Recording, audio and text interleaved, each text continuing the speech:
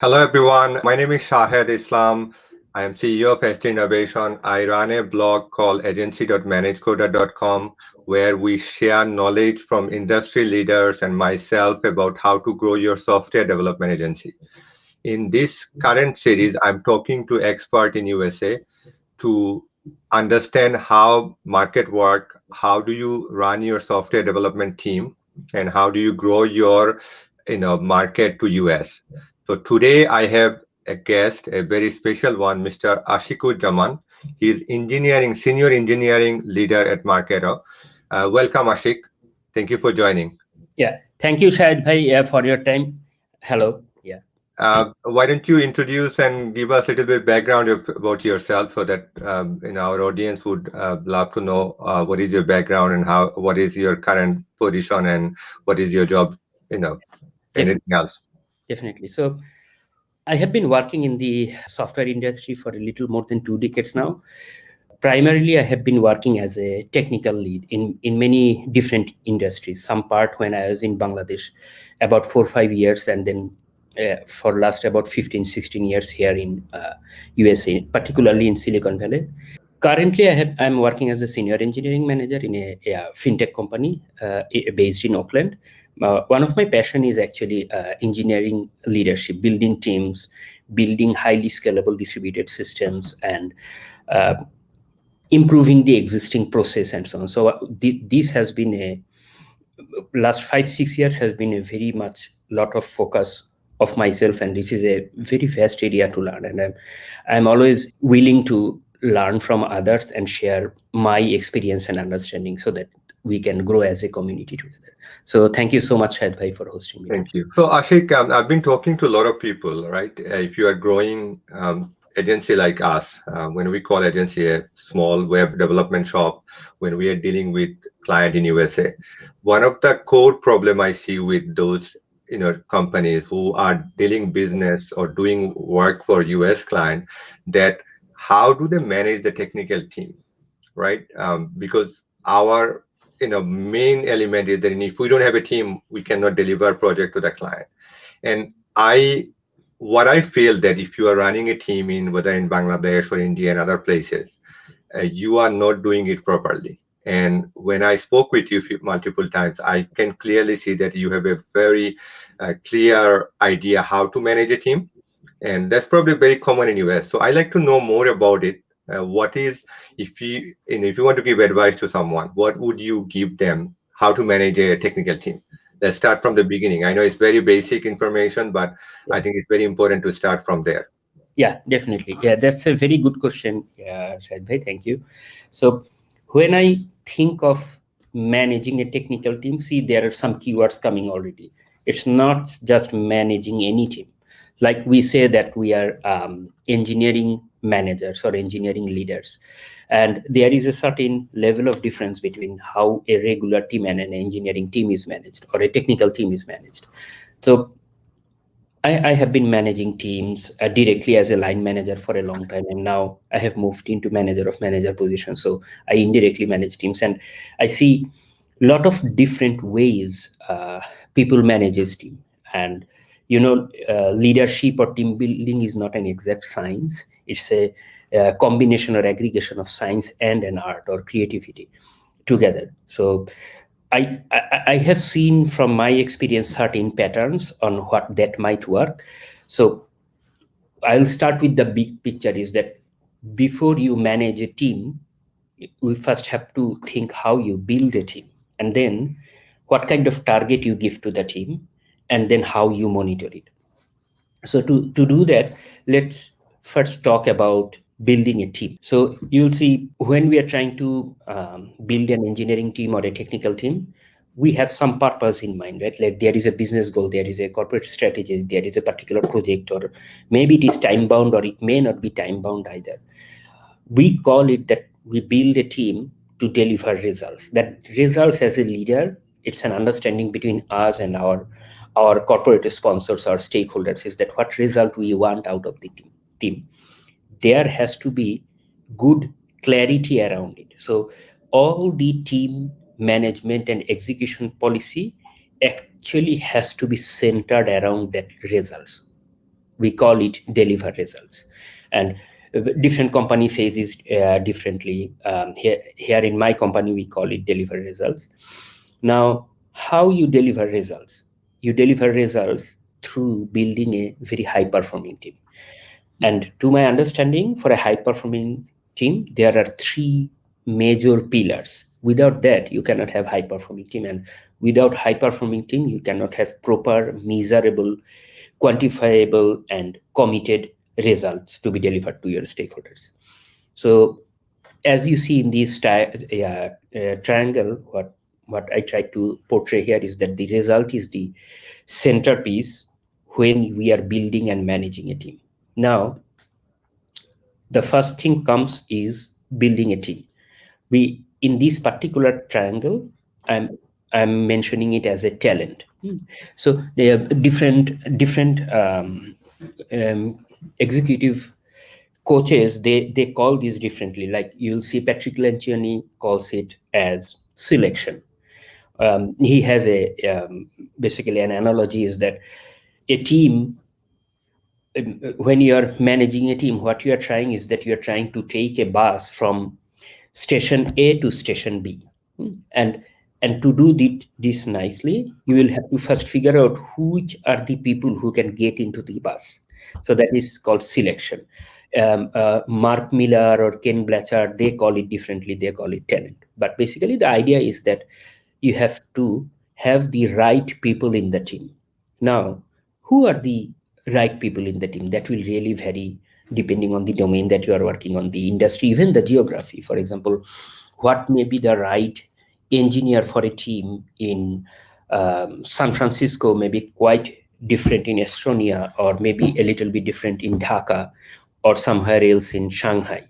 So geography, the exact company, the culture, the value, mission, all of these will matter. But there are certain things that we look when we look into the selection or the talent who will be the member of the team, is that two kind of thing: the hard skill and the soft skill. The hard skill is usually the job at hand. Like, for example, let's say if you want to participate in a racing competition, you need a good driver. So the driving skill is the hard skill. This is your basic skill. For us, for engineering teams, driving skill may be coding skill, system design skill, testing skill, and so on, leadership skill, and so on. So we have to have the right talent or the right selection of people as a building block or team members of the team. That's the first thing. If we make a mistake in selecting the right people in the team, the task for the leaders or for us, for managers, become a lot tougher to deliver the result. That is the center of this triangle. Sometimes it may end up being putting people into performance improvement plan, or firing, or at least training the people to up-level them to the minimum skill that we need, so that hard skill. So we have a lot of interview process to make sure this happens. But there is another area, which is the behavioral skill, we call it. We can say soft skill as well. And here, the way I think of, and I introduced in my company as well, is that apart from the actual hard skill for a team member, we need to have people who demonstrate themselves as a good team player. Because without being a good team player, the team will not work in a cohesive manner.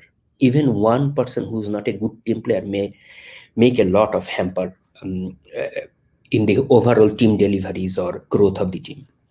So the way we try to find it out during interview process, and once people are in, the way we try to coach is that to be an ideal team player, you will have to be humble, hungry, and people smart.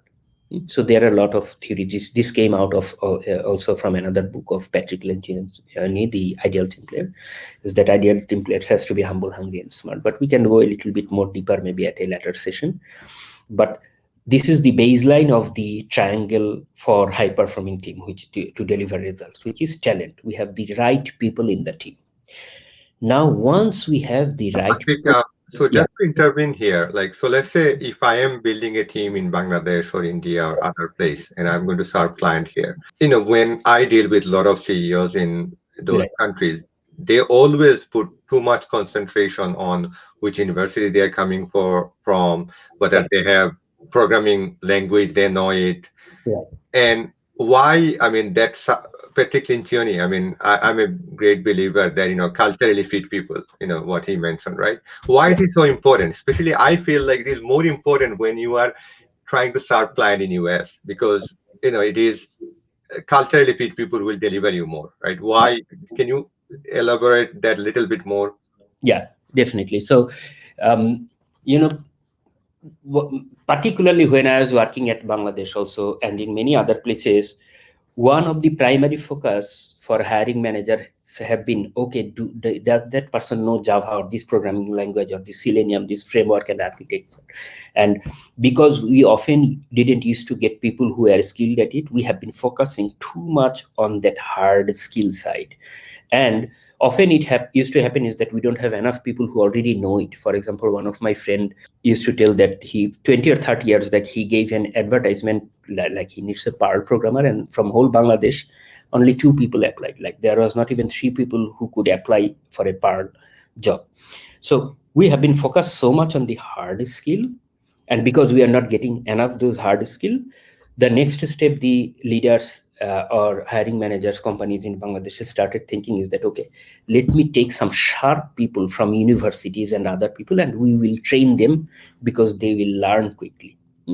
One of the things they miss here is that because of so much focus on which university are they good student, can they learn quickly, is not good enough, because you may have the skill to do it. There is that skill will matrix, but how do you know you will have the will to do it?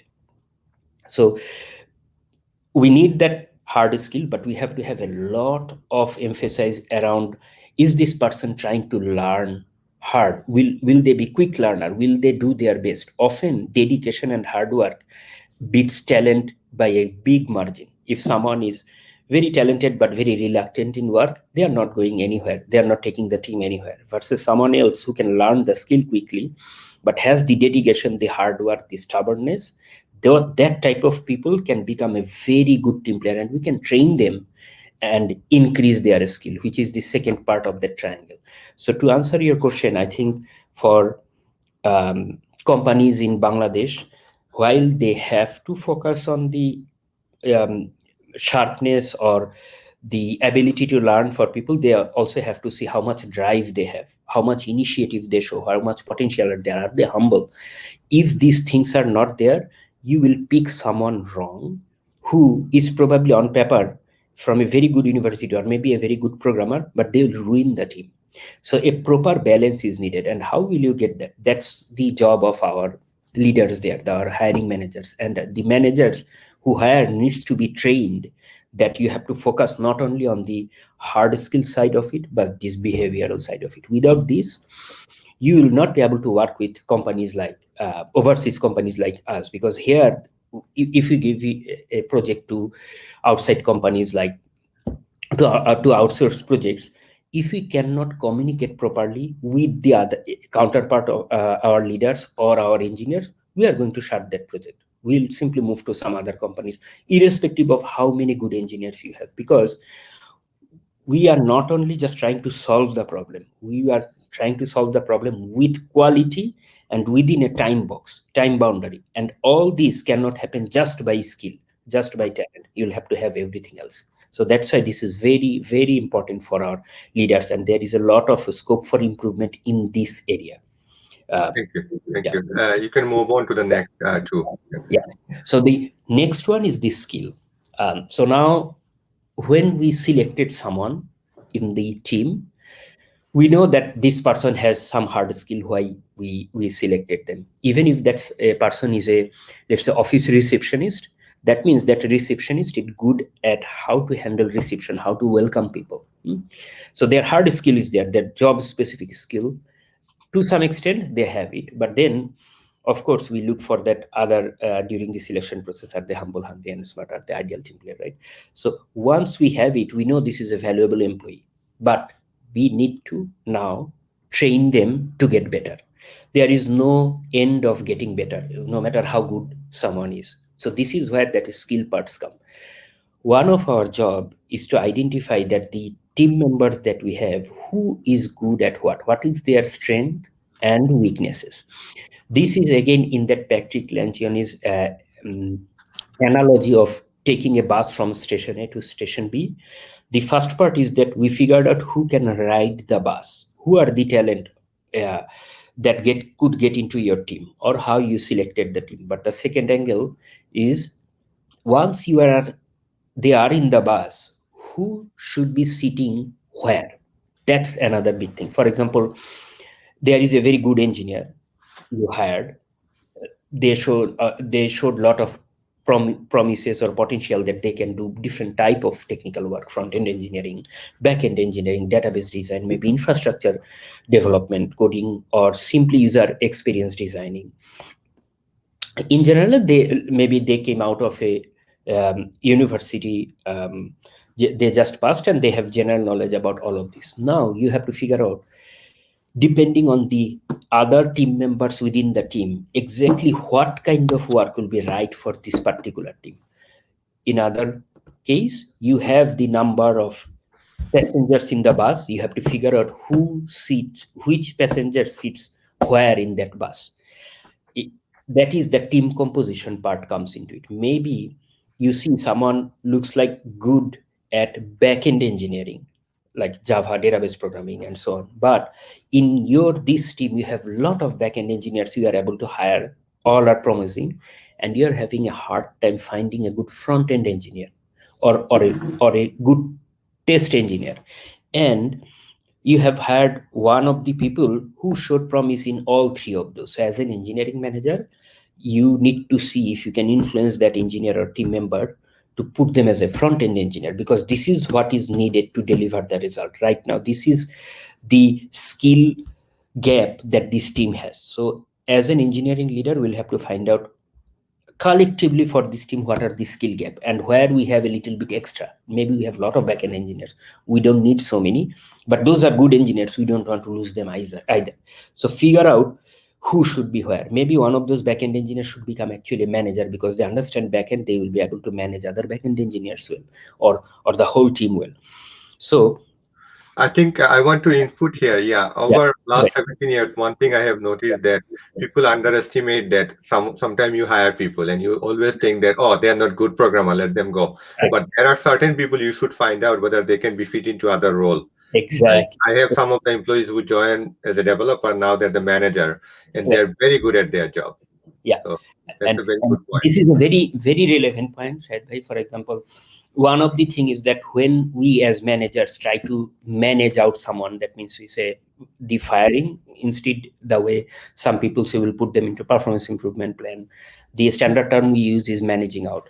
So when we think of managing out someone, one of the mistake we do is that we don't try to find another relevant good seat or spot within the same team or within the company in a different team for those engineers. Because if that employee were able to pass the interview process, one thing we know is that probably their behavioral skill is very well. Maybe their hardest skill is not particularly suitable for that particular team, or maybe the culture is not suiting.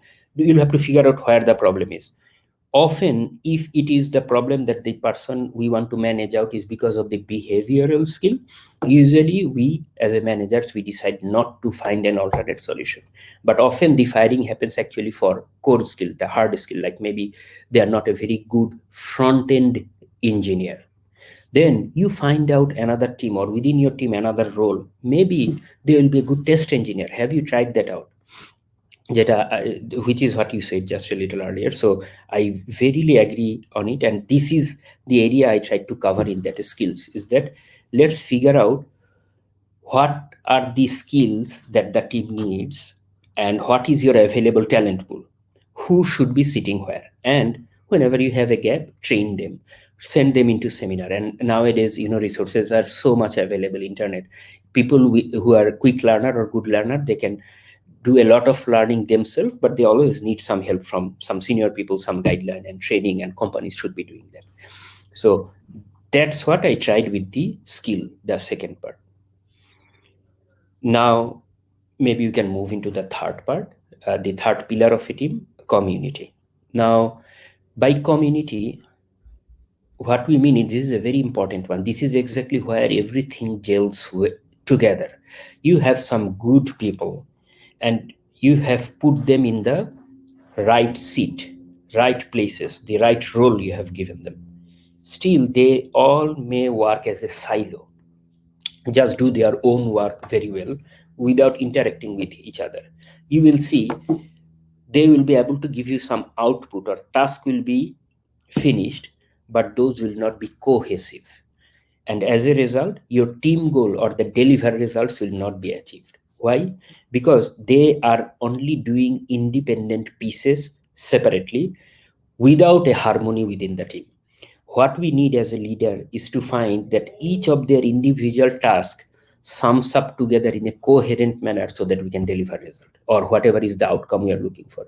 So there is one thing we call output versus outcome. An output is I am giving you a task, you are finishing it.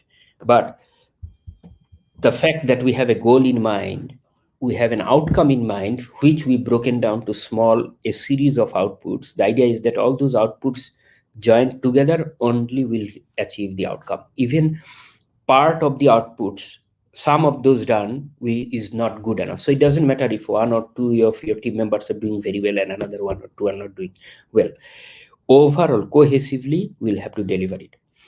And that can happen when people work as a team. And people can work as a team when they care about each other. They know each other, they know each other's strength and weakness. And as a result, you'll have to know that, yes, this person is strong in coding, but weak in documentation. There is another person who's probably strong in documentation, but not that excellent in coding or system design. So they can complement each other. But that complementary actions will not happen if they don't work well with each other. That's why the part of community comes into picture. As a result, as a leader, as a manager, we'll have to have a very keen eye on this complementary skill and how they gel well together. That's why we do staff meeting, we do company offsite, team building activities. But end of the day, the idea is that they know each other, not just professionally, personally, so that they can gel well together. I, as a manager, has to know that one of my engineer is a big fan of, let's say, soccer, Brazil. Another person is probably a very big cricket, or audience, like viewer, and so on. Why? Because those will enable me to connect with them, build trust with them, and influence them. And those will also enable my team members to influence me, the team members influencing the managers, because it has to be two-way. It's never that you tell them how to do it, otherwise you'll not get a lot of good ideas from the team members. So it has to be both ways. It will be coming, of course, end of the day, as a leader, you'll have to make some decisions or tie breaking, or when the team comes out with different proposals, once you make a decision, everyone has to disagree and commit that, okay, whatever ideas we discussed all are good, but as a leader, my call is that we're going with option 3. As soon as the call is made, if this team gels well together, they'll completely forget about whatever disagreement they had until the decision was made. You immediately commit to it and you work as a team to get to that decision, that outcome. So that outcome instead of output has to be our target as a leader, and that cannot come without a very good caring team for each other or community. So that's Ashik, one question here, that what I have noticed, especially in subcontinent, Yeah. concentration too much on work, right? When we Yeah. are running a software development company or web development company, we are thinking, okay, let's just have the employee work 40 hours a week. Let's not waste our time. The word waste is a big here. So when we started SKI, and I remember when I proposed the idea that weekly HR will do Friday evening, some kind of gathering and fun activity. It required 2-3 hours. They would be off, and some of the team members like, oh, we are wasting time. That word waste is used in such a way that productive work means client work, but this community, it does require a lot of effort, right? That means you are paying that money somehow to build the community. What does it involve? Meeting. We do weekly reading with our team member. They have to read a book. One other thing, I mean, I know you are a big fan of Patrick Lencioni. I mean, my company, every employee requires to read 5 dysfunction of a team. I want you to cover a few examples. What are the things? Why still emphasizing? We only have a few minutes, but I want to emphasize the point that this is not a waste. Yes. You have to do these things to build the company in for future. Yeah, definitely. That's a good point you brought. So the way I see it is that we are human beings and we perform best when um, when we have a clear focus and target and we have the confidence. So now when a manager is telling a team is that you are a good coder and your job is to code, so please keep coding. I have a product manager who will give you requirement and you just write the code in it. After a certain point in time, those engineers will become monotonous. They will lose interest. They will not have the hunger to do something new because they are doing repetitive work, the same thing again and again, and they are not getting to the next level, not thinking creatively what else can be done. Mhm. Our job is to make sure everyone grows over time. And Mhm. how will they do it? When, while they are doing their work, they know exactly what they are not doing. So when we, of course, at times we have project deadlines, and 1 week the whole team had to work very hard to get a release done in production, which are maybe in every year 2 or 3 times it may happen, but almost all the time the work has to be very balanced within the team members. For example, for a good team, the way I run my teams is that 80% of the deliverables that we have are client specific and 20% are tech debt or technical debt that you'll have to scale the system and so on. But even this 20% and 80% together is actually only 60% of the work that a team member does for a team. That's how I run my team. Then you may say, what do they do at the other 40% time? That's the one. The engineers has to have their one-on-one. They have to join the staff meeting. They have to go on vacation. They have to have personal time.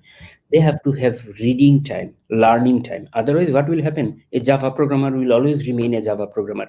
They'll never become a system architect because they are coding the same thing they are coding. A tester will continue to become tester. Maybe one day they'll get promoted after many years of repetitive work.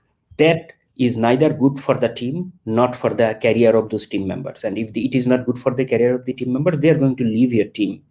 You have to constantly show them every quarter, every 6 months, every 1 year, how much progress they are making. And how are you going to do it without telling them what other things can be done?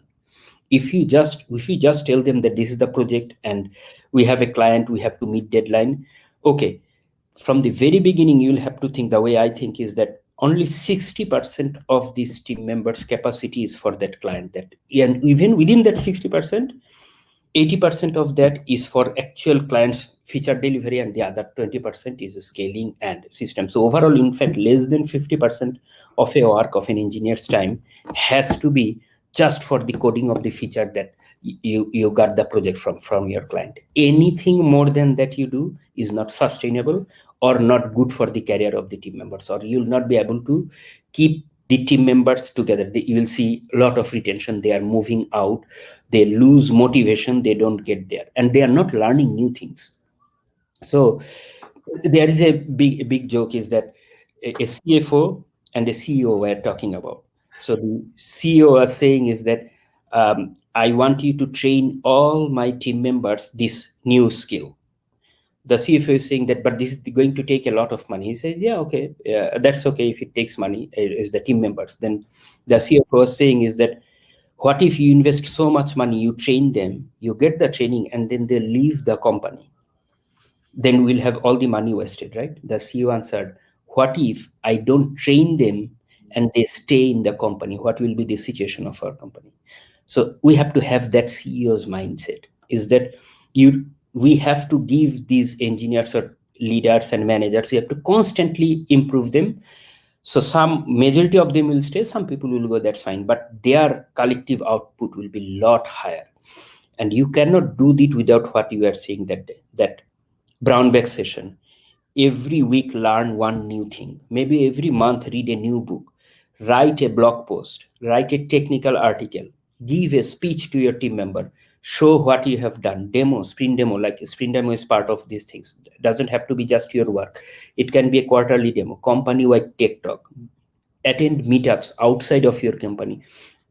in our companies here that I work for, without these, we have 8 key matrices, and one of the thing we call is that the innovation. What new innovation you are adding into the team? Just by implementing feature for your clients, you are not going to do that. And to add innovation, you not only have to study it, you have to go outside of your office, attend seminars, present your topics to others. Without all these things, the people's development will be stagnant. So I consider it as one of the major responsibility of the managers, the leaders, as that we influence them that, hey, what you are working right now on is based on your current knowledge, and I'm looking forward to increasing your knowledge so that in future you can give us 3 times more work. Our job is to make them multiplier. They should not be just doing the work. These engineers will train their future engineers, and this way they will act as a multiplier that will not get from that engineer ever if they just keep working on what they are good at. So Thank you, Ashik. We ran out of time, but I would love you to expand this conversation.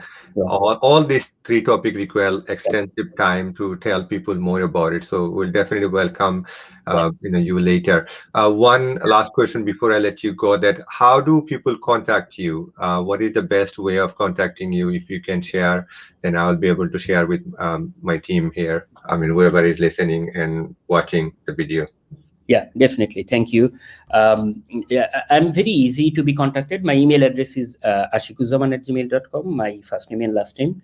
But I also have a blog. I write ashikuzaman.com, an engineering blog, or you can reach out to me over LinkedIn or even Twitter or Facebook. I'm very active in all these social medias. So definitely, please feel free to email me at ashikuzaman@gmail.com or connect to me via LinkedIn. Yeah. Thank you. I really appreciate it, and we'll talk soon. Thank you.